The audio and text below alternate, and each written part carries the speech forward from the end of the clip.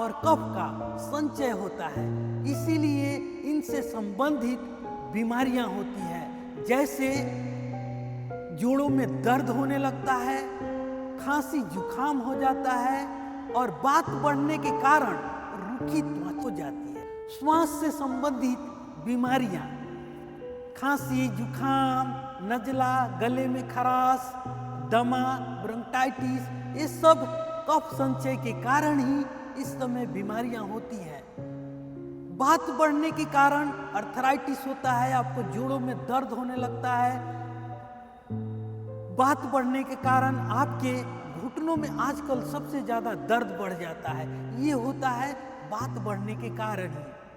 त्वचा संबंधित समस्याएं, त्वचा का रूखा होना, फटना, एड़ियों में विवाई फट जाना यानी हिल क्रिक्स, ठंड और रूखेपन के कारण वात का बढ़ जाना, पाचन, अन्य गैस, कब्ज, बुखार होना, ठंड लग जाना और मूत्र मार्ग में संक्रमण होना। मांसपेशियां इस समय सबसे ज्यादा अकड़ जाती है, अकड़ने के कारण ही अधिकतर लोगों को पैरालिसिस हो जाता है। तो हम इसके लिए क्या करें?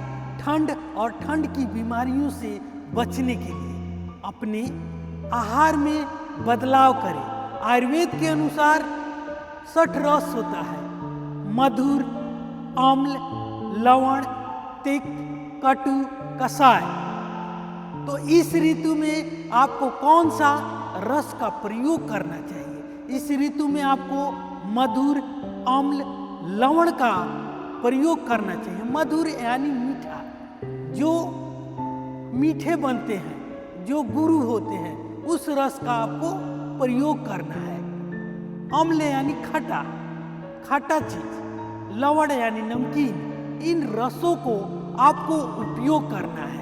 आइए जानते हैं विस्तार से। सबसे पहले मधुर रस की बात करें तो हेमंत ऋतु में यही आहार का मुख्य आधार माना गया है। मधुर रस केवल चीनी या मिठास नहीं है, बल्कि वह भोजन है जो शरीर को पोषण दे, धातुओं को पुष्ट करे और अंदर से गर्म रखे। इस ऋतु में गाय का शुद्ध घी अत्यंत लाभकारी होता है। घी पाचन अग्नि को संतुलित करता है, वात को शांत करता है और शरीर में स्निग्धता बढ़ाता है। इसी प्रकार मक्खन और तिल का तेल भी उपयोगी है, विशेष रूप से तिल का तेल, क्योंकि तिल स्वभाव से उष्ण और भारी होता है। तिल का तेल ठंड के कारण होने वाले रूखेपन और जोड़ों की जकड़न को कम करता है। मधुर रस के अंतर्गत इस ऋतु में गेहूं, नए चावल, उड़द की दाल और मूंग की दाल का सेवन बल वर्धक माना गया है। उड़द की दाल विशेष रूप से स्निग्ध और गुरु होती है, इसीलिए यह ठंड में शरीर को ताकत देती है। गुड़, खजूर, किशमिश और मेवे जैसे बादाम, काजू, पिस्ता शरीर में ऊर्जा और ओज की वृद्धि करते हैं। तिल के लड्डू, गोंद के लड्डू, मावा के लड्डू और घी, दूध से बना गाजर का हलवा भी हेमंत ऋतु का उत्तम आहार है।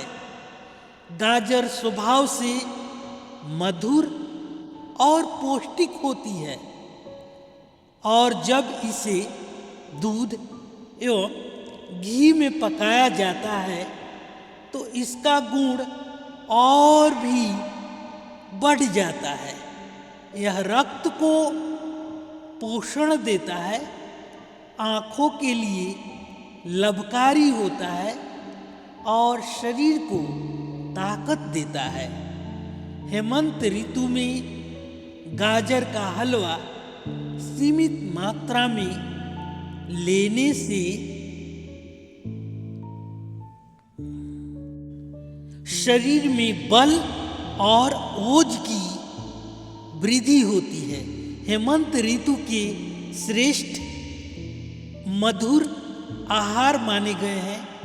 ये न केवल स्वादिष्ट होते हैं बल्कि शरीर को भीतर से गर्म रखते हैं और कमजोरी को दूर करते हैं।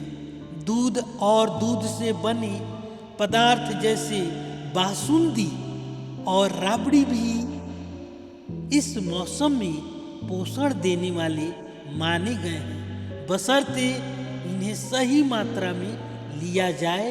तो आप सही मात्रा में इन आहारों को लीजिए हेमंत ऋतु।